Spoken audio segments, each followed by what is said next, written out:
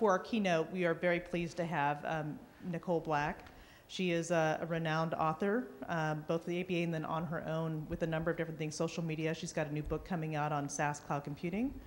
She's also a pretty big blogger for Law Talk News, and then also for also a Twitter feed. So she's got, like, I think over 11,000 followers. I'm one of them.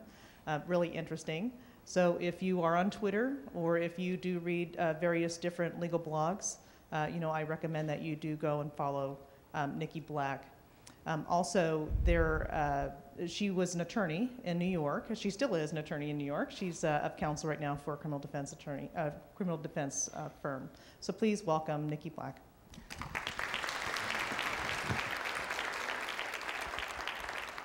Thanks so much. Okay.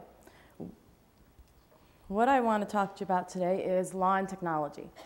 Welcome to the legal technology revolution. You're in the middle of one even if you don't realize it. I'm going to talk to you about law and technology. We're going to go over the massive technological change, how it's affecting law firms and lawyers, and how innovating and keeping up with the technology can ultimately help lawyers and legal professionals assist their clients better. Now, before we do that, we're going to take a step back to 1995. 1995, I don't know what you were doing, but I just graduated from law school. And if you think back to 1995, there were really no cell phones. Mobile phones were just sort of consumers were just getting them. They were big, huge, clunky devices. The internet, not a lot of people were on the internet. The primary people that were on the internet were in educational institutions. Windows 95 just came out in 95. And that's when we first had sort of a Windows interface on our computers. Technology was in its infancy. Email was just becoming popular, and that's when everybody was starting to use email. AOL, we used AOL. Everyone remembers that dial-up modem sound that we would hear when we would sign on to AOL. So that's the setting, 1995. Clifford Stahl was an astronomer. He's now a retired astronomer. He had come out with a book called Silicon Snake Oil. I think it was maybe his second or third book, and he was the original internet Scrooge. He didn't buy into this whole internet was going to change the world thing. And in conjunction with the Silicon Snake Oil book, he wrote this article called The Internet Bah for Newsweek. And it was published in 1995. And as you'll see, he felt very strongly about it, and he was quite a character. So I'm going to read to you a few excerpts from this article to give you a sense of what happens when you are not forward-thinking and when you can't see where things are going. And he's since admitted he was entirely wrong, and he's somewhat embarrassed by the article. So, Clifford Stahl said, "Visionaries say commerce and business will shift from offices and malls to networks and modems." Baloney. He wasn't buying into the whole e-commerce thing. And then, do our computer pundits lack all common sense? The truth is, no online database will replace your daily newspaper. So much for ebooks. And he really didn't like Nicholas Negroponte. He's a futurist, and he at the time believed that the internet was the future of the world, and he wrote about Nicholas Negroponte in this article, and he said, "Nicholas Negroponte, director of the MIT Media Lab, predicts that we'll soon buy books and newspapers straight over the internet." Sure. And this is right from his article. He really was very, very sarcastic about it. And then he was adamant, cyber business was not happening. Then there's cyber business. We're promised instant catalog shopping, just point and click for great deals. We'll order airline tickets over the network, make restaurant reservations, and negotiate sales contracts. Even if there was a trustworthy way to send money over the internet, which there's not, the network is missing a most essential ingredient of capitalism, salespeople.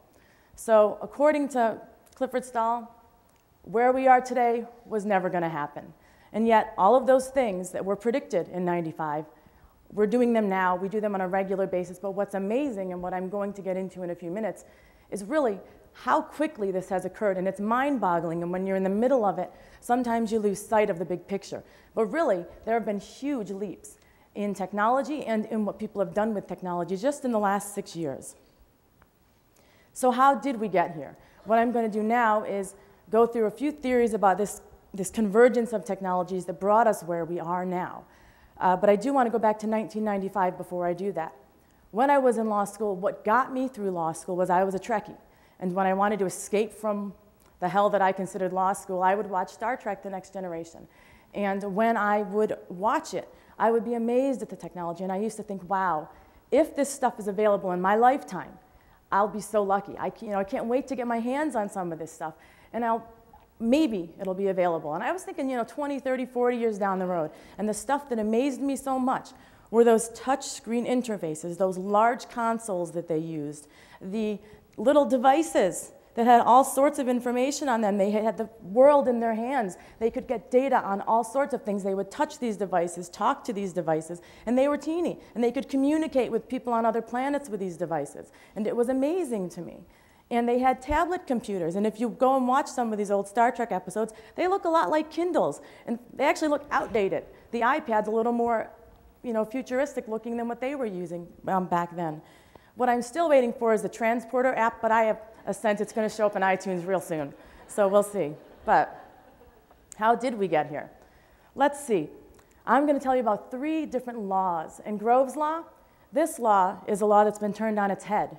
And these 3 different laws were predicted by different computer scientists and theorists. And they basically talk about how computers, processing speeds, and all these different things were going to double, or the prices are going to drop, and we'll go into them. But Grove's law is one that's been disproved. It was a theory that predicted that telecommunications bandwidth would double just once every century.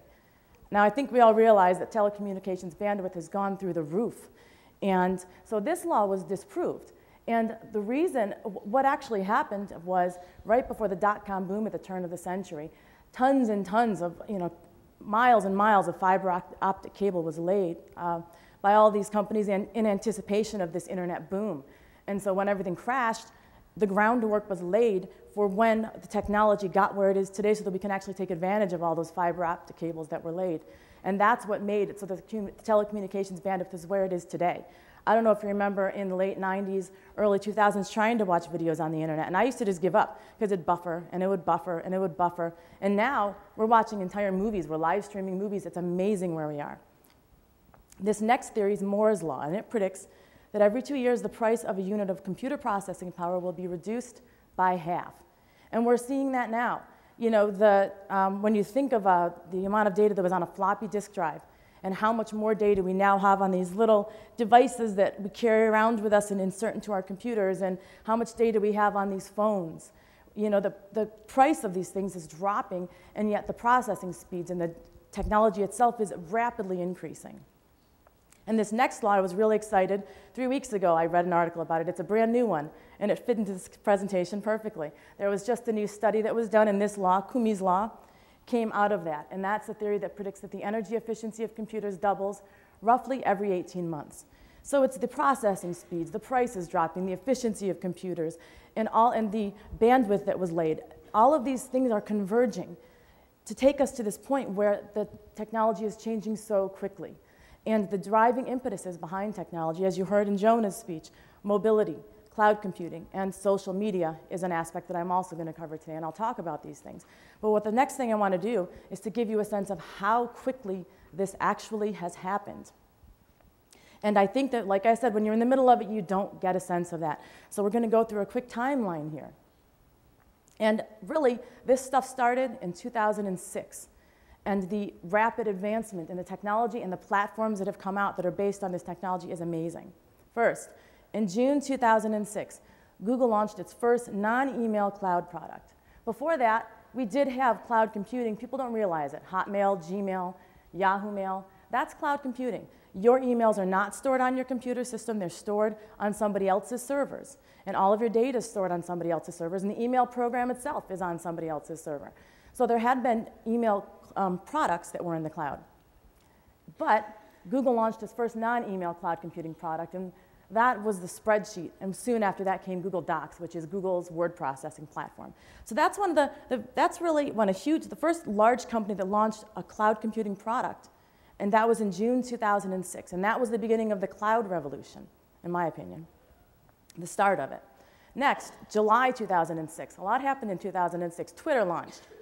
That wasn't that long ago. That was 5 years ago. And Twitter really came of age in about 08. That's when a lot of people really started, late 07, 08. Twitter, you may not think about it. Twitter is where the news breaks. Twitter's where the earthquake, you know, if there's an earthquake, you hear about it on Twitter first. CNN has a Twitter feed, and they're always getting tweets from their readers or their viewers. And Twitter is where revolutions occur. You learn about revolutions occurring in other countries from Twitter. You learn about dictators get overthrown on Twitter first. Twitter's huge. Twitter's a huge communications network, and it launched in July 2006. August 2006, Amazon EC2's cloud product was released in private beta. What's Amazon EC2, you're probably wondering. Well, you heard during Jonah's speech, he talked about how they use Microsoft Azure, I believe it was. There's Microsoft Azure, there's Amazon EC2, there's Rackspace. These are companies that provide servers on a huge, large-scale basis to companies that then provide services to their customers. Who are these companies? Facebook, Netflix, Twitter. You name it, any large internet company that provides services over the internet, they store their stuff on these servers. So when Amazon EC2 goes down, you'll hear in the news, half the internet's down for that hour that Amazon EC2 is down. That was in August 2006 that they first launched that product and made this large-scale internet that we now know possible. Then, September 2006, Facebook opened to the public. It was available in 2004 is when it launched to students. But in 2006 is when they opened up the gates to the public, and the public was able to get on Facebook. And now everyone and their brother is on Facebook. And we'll go into that a little bit further in a few minutes. Then we skip forward a little bit. Things were real slow for a couple of months. June 2007, the iPhone was released in the US. Pivotal moment. This is when we had this touch screen interface on this small device. This is when you had a true smartphone. Before you could surf the internet, but it was in this little data format and you couldn't really see what was going on. It was actually accessing the internet with your phone. And that was in June 2007, and that was a turning point. November 2007, Kindle was released in the US. This was just 4 years ago. The Kindle, and at the time, I didn't think the Kindle was going anywhere. I was wrong about that. I wasn't real impressed with this whole ebook concept. I've since changed my mind. But the Kindle was released. And that is when ebooks became, that's the infancy of ebooks, and that's when they started. And I just read a week or two ago that Simon & Schuster, 30% of their revenues now come from ebooks in just 4 years. That's amazing. July 2008, Apple launched the App Store. What amazes me about the statistics in the App Store, I do a lot of reading. You'll keep hearing me say I read just a couple of weeks ago. I read just a couple of weeks ago that over 300,000 people are employed as a result of apps now, whether it's creating apps, selling them, the platforms that sell them. And apps are a multi-billion-dollar industry that didn't exist until 3 years ago. And the fact that it employs over 300,000 people and billions of dollars are made from something that wasn't here 3 years ago should give you a sense of how quickly things are getting turned on their head. Then in April 2010, another pivotal moment, the iPad's released in the US. There were a lot of naysayers. A year and a half ago it was released. The iPad is ubiquitous. You see them everywhere. You see them on trains, you see them on planes, you see them in coffee shops. Everyone's on the iPad. Institutions are buying the iPads. The medical field's using them. And as we'll talk about in a few minutes, lawyers are using them. Law firms are buying them for their lawyers. And finally, this is a really interesting statistic. June 2011, late June, Google Plus launched, which is Google's new premier social network, and launched in beta, and more than 25 million users signed up in 4 weeks. Let's put this in perspective. Radio took 38 years to reach twice that amount of people, 50 million people. The television took 13 years to reach 50 million people. And Facebook, which launched in 2004 but to the public in 2006, took 3.5 years to reach 50 million people. Google Plus launched in beta, meaning it wasn't even available to the public. They had 25 million users in just 4 weeks. These numbers are huge, and they should give you a sense of how quickly things are changing. And the communications network and the reach and the world is leveling, it's flat. We're one world, we're no longer one country or one state or one city or town. And lawyers cannot afford to be left out of the loop. The legal profession needs to make sure that it is staying on top of these changes and that it's adapting to them and that it's aware of them. Technology is catching up to us, but it's also making the practice of law easier. One really cool example that I recently had the good fortune to be involved in of how it's making the practice of law easier. I'm from Rochester, New York, and Xerox is based there, and they asked me to be part of a test of a prototype. And it was an e-discovery prototype. And they had me come in for 2 different days. The first day I used a normal e-discovery interface on a computer with a mouse, and I sat there for an hour, and they wanted me to explain my rationale for everything that I was doing. And I went through the process of what a low-level associate would do or a contract attorney when we're trying to decide if documents were responsive using this old-fashioned software. And then the next day, a week later, I got to come back and I got to use this tablet table interface that looked like the consoles on Star Trek. And it was amazing. I could maneuver documents and sift through them and rotate them. And for that hour, the hour went so quickly, I felt so much more engaged. It was an interface that was intuitive, and it was an amazing interface. And soon this is going to be, once they have it perfected, they're going to be selling this to the public. And it's really an example of how technology is really helping the legal field become better and better serve their clients. So lawyers, as we're going to talk about, can't afford to be left out of the loop. And they need to understand these major shifts, stay on top of them, and take a little bit of time out of their day to stay on top of them. And everyone involved in the legal profession really needs to understand this. And everyone across the law office does. There's 3 major technology trends. I touched on these. There's, and I'm going to go into these more in depth now, social media, cloud computing, and mobile computing. These are 3 areas that are really going to affect the world on a large scale, and they already are, and we're going to talk about this now. Social media, why should you care about it? Because it's affecting the practice of law. Jurors are tweeting. Jurors are getting information from their smartphones. Judges are now incorporating warnings to jurors to tell them not to do this. People are getting evidence on Facebook. Lawyers are, there's all sorts of ethics decisions coming down on what lawyers can and can't do, and they want to go to Facebook and other social networks to mine for evidence. And when lawyers don't understand how to use social media, they're not going to be able to adequately represent their clients when the other side's using social media to mine for cases. And sometimes they're just going to look plain stupid. And this is something that I came across that happened in a Rochester court. And I saw it in the Rochester newspaper, and I thought it was just one of the funniest things. A Hell's Angel was serving some prison time, and he got arraigned on some new charges in court. And he showed up in court, and he was accused of sending a friend request to a person who had an order of protection out against him. And the judge read the, accusatory, and he looked at the defense attorney, and he looked at the prosecutor, and he's like, "Can you explain this to me? I don't quite understand the basis of the charges," and none of them understood it.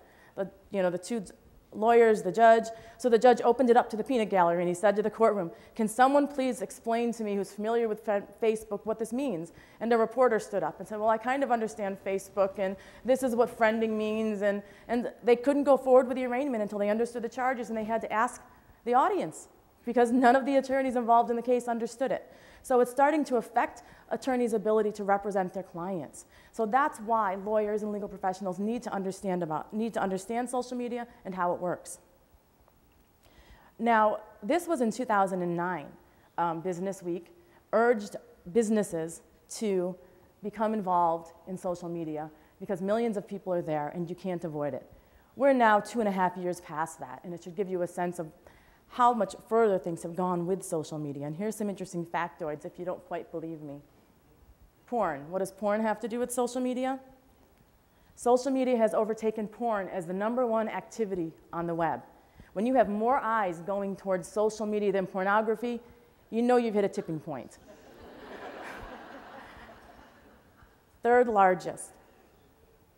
If Facebook were a country, it would be the world's 3rd largest. It has that many members.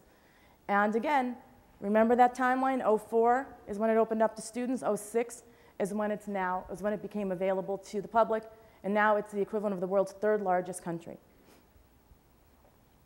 55 to 65-year-old females. They are the fastest growing segment on Facebook. And so it's not just for teenagers. Everyone thinks, it's just the kids. It's not just the kids. The 55 and 65-year-old females are the fastest growing segment, but in the last 1.5 years, I've had male judges and lawyers friend me on Facebook. And I think most of them, my theory, is they're joining because their kids are in college and they want to keep up with their kids.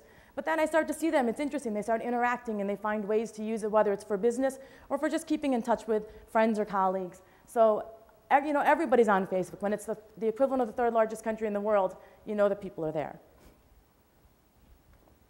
65%. As of May 2011, 65% of adult users use social media sites. So the majority is on social media. It's here, it's not going away. And you need to understand it, and at least, even if you're not going to use it in your practice, be aware of it and understand how the different major sites work. It's not just individuals that are using social media. Global Fortune 500 companies are using social media. 65% have Twitter accounts. 54% have Facebook pages. 50% have YouTube channels. And 33% have corporate blogs. So it's not just, you know, individuals. It's big business that's using social media. But are lawyers using it? Yeah, they are. I wrote a book, Social Media for Lawyers, with my co-author, Carolyn Elephant. And the middle portion of our book is devoted to the ways that lawyers can use social media. And we have a chapter on each different goal that lawyers can achieve and the ways that they can go about achieving it. And it's not just about getting customers. There are so many different ways that you can use social media to forward your practice. Lawyers can use social media to network and build relationships, whether it's with other lawyers, potential clients, the media. Twitter's a great way to get a hold of, to reach out to local media. Finding clients and helping clients find them. It's a way to connect with clients. Social media increases your online presence. The stronger your online presence is, the easier it is for people to find you. People are locating information to support their practice. So you can use social media to have the latest information brought to you in an RSS feed, which is, rather than going to websites, the information is brought to you so you can learn about the latest cases that have come down in your areas of practice, news stories. So lawyers can use information to support their practices, and paralegals to help their attorneys stay on top of the latest changes in their fields of law. And make it easy for people to find them. Search engine optimization. If people can't, you know, like Jonas said, he said a lot of interesting things, and he was right. People use the phone book.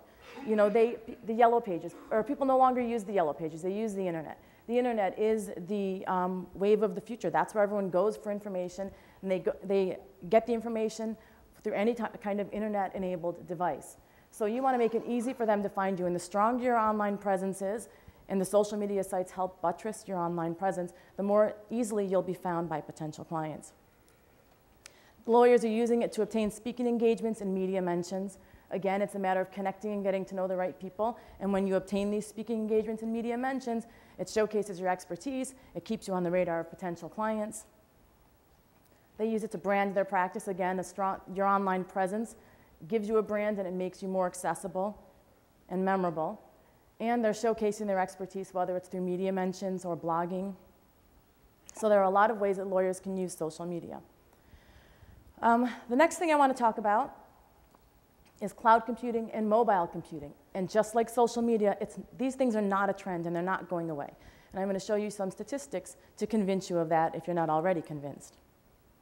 And this right now refers to businesses in general. I will get to lawyers in a few minutes.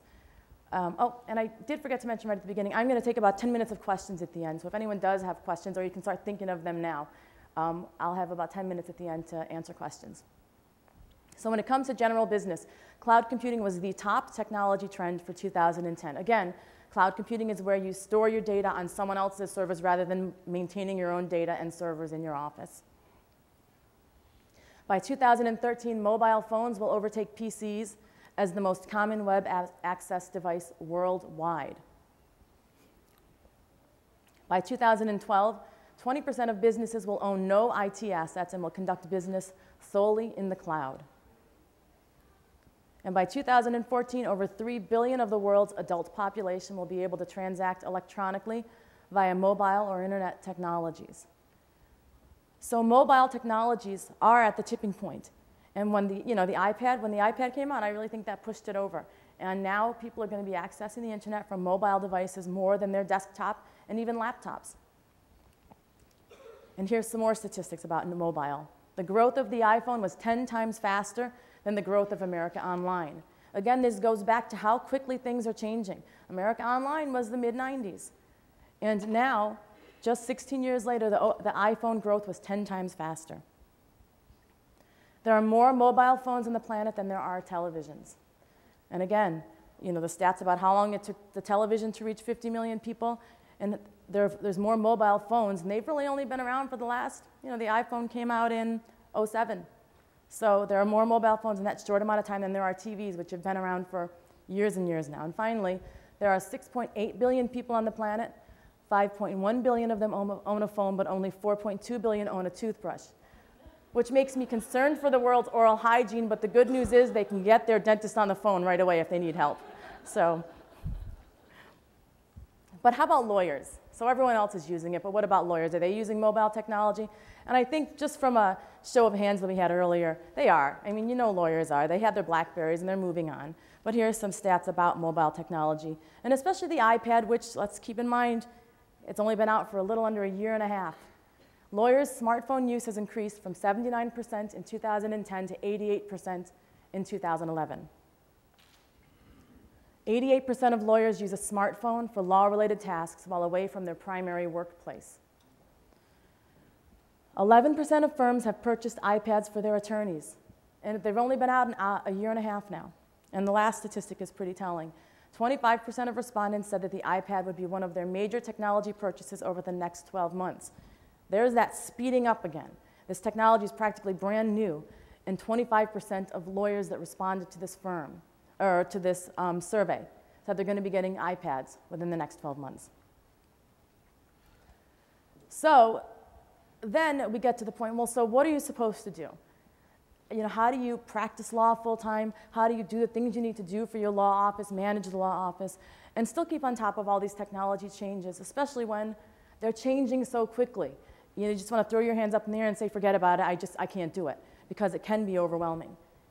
But it's important to understand, even though it's not always easy. And it's important to take a few minutes out of your day every day to follow the trends, to read a few technology articles, to read a few articles written by lawyers who write about technology, or blogs. Find a few sources that are helpful.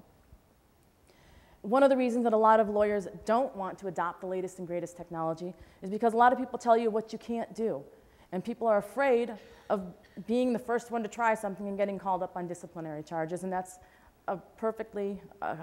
it's a concern that makes perfect sense. But one thing that needs to happen, and it will happen, the ethics committees are sometimes handing down confusing decisions that make you want to avoid technology because you don't even know what they're saying half the time. And they did this without email, but now they're allowing email. So sometimes there's a backlash, but eventually these technologies are going to be so, well, they are so ubiquitous, but the legal field will finally realize that they can't avoid them. And the committees will come out with opinions that are going to be a little bit more forward-thinking, and some of them are already doing that. But a lot of people will tell you what you can't do. And sometimes it's obvious. Sometimes it doesn't make any sense and it's completely random, but when you educate yourself about technology, you'll be able to say, that doesn't make any sense. Sometimes it's going to be completely arbitrary, or it's not going to make any sense, and when these committees hand down decisions, sometimes you'll read them and you know that they're not making sense and that they don't understand the technologies that they're writing about. And sometimes it makes no sense, and sometimes you don't even like your options. But it's, the more you understand about it, the more it helps you figure out that these are both horrible options and that's not what you were looking for, and you can try and find the option and the solution that works best for your firm. And sometimes the journey will be frustrating. Sometimes you're going to feel like you're on a one-way trip to nowhere. And you're just going to want to, like I said, throw your hands up in the air and give up. But you don't want to get left behind. The more that lawyers and law firms invest in learning about technology, the better off they're going to be in the long run, because it does come up in your cases, and your clients do have expectations that you won't be able to meet if you don't understand these tools.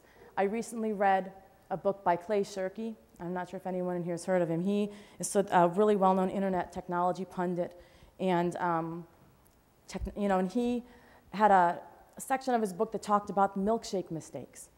And I think a lot of lawyers make milkshake mistakes when it comes to technology and when it comes to envisioning what their services are and what clients need from them. He talked about how McDonald's, and I think this predated, he didn't actually give a date, but it had to have predated computerized sales, because McDonald's wanted to improve the sales of their milkshakes, so they hired a bunch of researchers, and all of the researchers except for one focused on the milkshake itself. What can we do to make the milkshake taste better? What can we do to make it more appealing to our customers? But this one guy sat down and watched people buy milkshakes, and he noticed that the vast majority of sales occurred in the morning. In the early morning, people would stop in, leave, and get in their cars, and he realized they were commuters. And so although most of us thought of milkshakes as a lovely, delicious dessert, these commuters made milkshakes what they needed, which was an easily transportable, filling breakfast. And so that's where you see all these breakfast shakes and smoothies and stuff. That's sort of where they originated. But what he realized was they were taking this product and they were finding what they needed and making it into something else. And I think that what lawyers need to realize is that the clients are going to have expectations of technology that the law firms are using. And if you don't provide it and they want it, they'll find somewhere else, another firm that uses it. Internet portals, which is one of the things that Lexis was talking about that they're going to be adding. I refinanced my mortgage 6 months ago using a firm that offered an internet portal. I went into Chase, I didn't want to deal with them, so I used a completely different firm through an internet portal. And I loved it. I didn't have to leave my house, I could just upload documents, and I think a lot of people are going to start to expect that from law firms. And so they're going to find law firms that offer them the services that they need. So if you are innovating and you provide, you don't have to have a virtual law office, but you can have an internet portal for your brick and mortar office, as an example. When you provide these services, clients will sometimes prefer you because they'd rather have that interface to deal with you. So don't get left behind and learn about the technologies and figure out if they might work for you. And explore and learn. Just keep an open mind and be willing. The more law firms innovate and the more that they offer these options, the better off they're going to be in the long run. And learn gradually and take it step by step, little bits each day. You don't have to buy 6 books, although I do have a book about cloud computing coming out in a couple of months. You might want to buy that along with my social media one. But you don't have to buy a bunch of books. You can just read an article a day. And what I want to leave you with, I started off with telling you about a internet Scrooge. And now I want to talk to you about a futurist, a legal futurist. Richard Susskind is world-renowned. He's from England. And he wrote a book in the mid-1990s and about lawyers and technology. And he predicted that lawyers would begin to use email and that they needed to and urged them to do so. And then he wrote The End of Lawyers in 2009. And I'm going to give you a couple of quotes from The End of Lawyers. But before I do that, I want to read a quote that he wrote in an article that was published in the Sunday Times in 2010. And he talks about his prior book that dealt with email and future predictions for lawyers. And he said, in the 1996 Senior Figures in the Law Society, which is England's a bar association, said that I should not be allowed to speak in public. I had been predicting that most lawyers and clients would soon communicate by email, and the feeling was that I had failed to understand confidentiality and was bringing the profession into disrepute. So that was what he faced in '96 when he correctly predicted that email was where we were going, and there was a big backlash against him. And then he wrote The End of Lawyers. And there's a couple of great sections from that book that I want to read to you. He really understands where things are going, and he's really unbelievably forward-thinking, and he's almost always right. He said, I often get the sense, however, that lawyers feel that the impact of IT and the internet has peaked, that technology has matured, and that in consequence, legal work can carry on much as before, untainted by any further developments. Lawyers are putting their heads in the sand. The legal field is la, la, la, it's not happening, and therefore, they're putting on blinders. And, he gets that sense, and I get that sense from talking to a lot of lawyers. But these are phenomenons. You can't ignore them. They're not fads. They're not going away. He also says, within the lifetime of most readers of this book, our social and economic lives are likely to be radically overhauled as a result of the rapid emergence of a clutch of information and internet-related technologies of unimaginable power. And keep in mind, he wrote this in 2009. So he was predicting, because things are occurring so rapidly, he is predicting where we are now, and he was right about that. This next quote gets into Grove's Law and Moore's Law and Kumi's Law, this convergence of these different technologies that have gotten us where we are. All of the aspects of the raw technology with which lawyers are familiar will improve radically in a small number of years and thereafter at an accelerating rate. Yet further advances can be expected, from the resolution of screen displays to the portability of equipment, from the speed of machines to storage capacity, from the availability of wireless connections to the bandwidth of these links. Again, he's predicting this convergence and this rapid technological change that brought us to where we are now. And then he ends with, my message to lawyers in this context is simple. Far from approaching the finish line, the race has barely begun. And I have a separate message to add, a challenge. Change is good. It's adapt to change, because as much as it may be uncomfortable, you'll find that the alternative or relevance is even more so. Thanks so much, and I have about 10 minutes now for questions, if anyone has them. Yes, Charlie.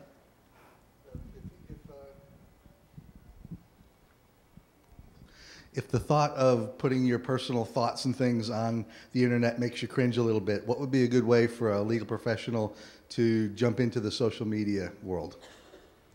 Well, there's all different ways of going about it. In my book, I talk about how you want to have, you can self-promote about 10% of the time. That's what lawyers tend to want to do, talk about all their achievements, all their accomplishments. And when you think of it like a cocktail party, you would want to hang around the jerk that stood there and said, hi, my name's so-and-so. Guess what I did yesterday? I was in the paper, and I won a trial, and you'd want to run for the door. And that's what a lot of lawyers tend to want to do with social media. You do need to interact. So you can interact with other people when they post things, respond to them. That's a good portion of what you need to do. You also share content, not necessarily your own. You come across blog posts, you come across articles that are interesting and you think may be interested either to other lawyers that follow you or to potential clients. And you send links to those articles. You tweet them, you put them on Facebook. And then you engage in discussions about the legal issues. So even if you don't want to share your personal data or your personal information, you can do that. But I really do recommend that, and this is something a lot of lawyers do have a hard time with, that you share about 10% of the time some of your personal interests. And lawyers don't like this idea. But the reason it's important is this is how people remember you. It sets you apart from the herd. And it also allows you to connect with people that have similar interests. And let me give you an example. Part of what I do online is I tweet my, this is what I'm making for dinner. Here's a link to the recipe. What are you having for dinner? And then I will later on post a picture of what I made. And one time this lawyer in Miami sent me a tweet and said, I think those are annoying. Stop it. And I said, all right. Let me do a poll. And so I did a poll, a Twitter poll. And this was in 2008, I want to say. And at the time, I had about 3,000 followers on Twitter compared to almost 11,000 I have now.